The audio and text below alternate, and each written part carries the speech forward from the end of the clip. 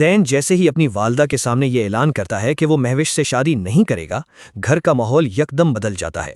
مدیحہ اس کی بات سن کر سخت حیرت اور غصے میں آ جاتی ہے اور اسے جھنجھوڑتے ہوئے کہتی ہے کہ یہ کیا کہہ رہا ہے؟ جب سب کچھ طے ہو چکا ہے تو اب پیچھے کیسے ہٹ سکتا ہے؟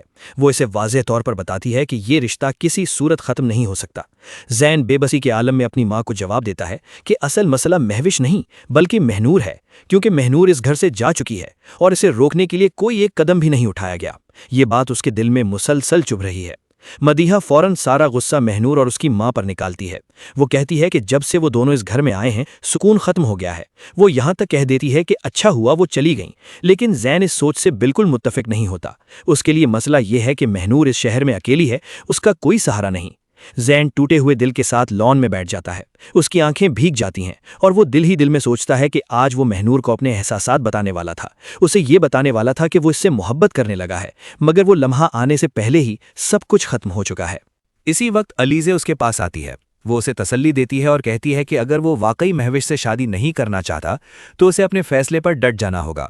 پھر زین پہلی بار اپنے دل کا سچ مان لیتا ہے اور کہتا ہے کہ وہ مہنور سے محبت کرتا ہے اور اس کے بغیر نہیں رہ سکتا۔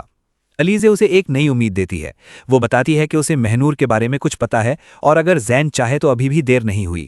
زین کے اندر ایک نئی آگ جل اٹھتی ہے۔ دوسری طرف مہوش غصے اور انا میں جل رہی ہوتی ہے۔ اسے مدیحہ کا دیا ہوا شادی کا جوڑا بالکل قبول نہیں ہوتا اور وہ اسے جلا کر اپنی بغاوت کا اعلان کر دیتی ہے۔ منیزہ اسے روکنے کی کوشش کرتی ہے مگر وہ کسی کی نہیں سنتی۔ اب کہانی ایک خطرناک موڑ پر آ چکی ہے۔ ایک طرف زین مہنور کو واپس لانے کے لیے نکلنے والا ہے اور دوسری طرف مہوش کا جنون اسے مزید تباہی کی طرف دھکیل رہا ہے۔ سوال یہ ہے کہ کیا زین وقت پر مہنور تک پہنچ پائے گا یا یہ دیر اس کی محبت کو ہمیشہ کے لیے چھین لے گی؟